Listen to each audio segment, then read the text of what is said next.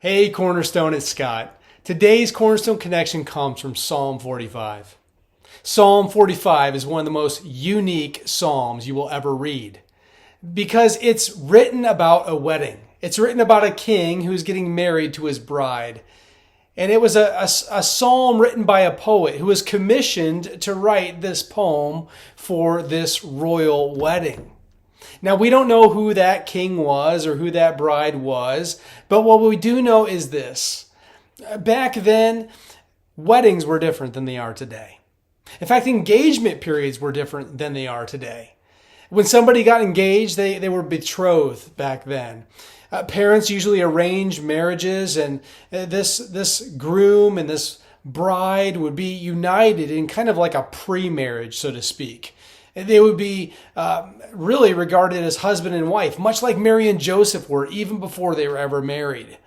And when the day of the wedding came, what would happen is you'd have two people at completely different places. You'd have the groom at his house getting ready with his wedding party for the marriage, and you'd have the bride at her house with her wedding party and all her girlfriends and family getting ready and dressing herself and adorning herself for her wedding day. And then what would happen would be the bridegroom would come and he would go to her house with his whole wedding party, and he would pick up his bride, and there this whole bridal party as well as the groom's party will come back through the streets, this big procession, this big party, and they would go back to his house where they would have the wedding. And this marriage, this wedding celebration would last days and sometimes weeks. They would really party when they got married. Well, this psalm is actually not so much about a king and his bride, but it's about Jesus and his church. It's about King Jesus and the bride of Christ, which is the church, God's people. You see, the author of Hebrews in Hebrews chapter 1, verses 8 and 9 identifies Jesus as this king coming for his bride. And he quotes here Psalm 45. Psalm 45 verse 6 says, "Your throne, O God, is forever and ever. The scepter of your kingdom is a scepter of uprightness. You have loved righteousness and hated wickedness. Therefore God, your God, has anointed you with the oil of gladness beyond your companions." This is about Jesus. Jesus is the one who is enthroned forever and ever. He's the King of kings and Lord of lords whose rule and reign never ends. Furthermore, he is the one who loved righteousness and hated wickedness.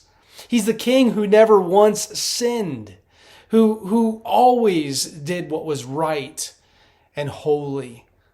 Furthermore, verse 7 says, "Therefore your God, your God, has anointed you." Well, how can that be said of anyone else but Jesus? After all, Jesus is the Son of God, and his heavenly Father, God the Father, anointed him to be King of kings and Lord of lords. This is a Messianic psalm. This psalm is all about Jesus. And the good news is, church, you're in this as well. Because the king, the bridegroom, is coming for his bride. And our king, King Jesus, is coming for us. The question is, are we like that bride, anxiously waiting for the bridegroom to arrive? I sure hope you are. Because that's who we are and that's how we're supposed to be. We are the church and we're supposed to be eagerly waiting for and expecting the return of Jesus, when he brings us back to his heavenly home and we get to celebrate the marriage supper of the Lamb, where the King of Kings and Lord of Lords is united with his bride, the church. What a glorious day that will be. But in the meantime, we wait. In the meantime, we prepare ourselves. In the meantime, we live lives in honor of King Jesus. And one day, the Bible promises he is going to return. Just as he ascended into heaven, so too he is going to come back, where every eye will see him, and he will come back for his church and usher us into his presence forever and ever. What a glorious day that will be.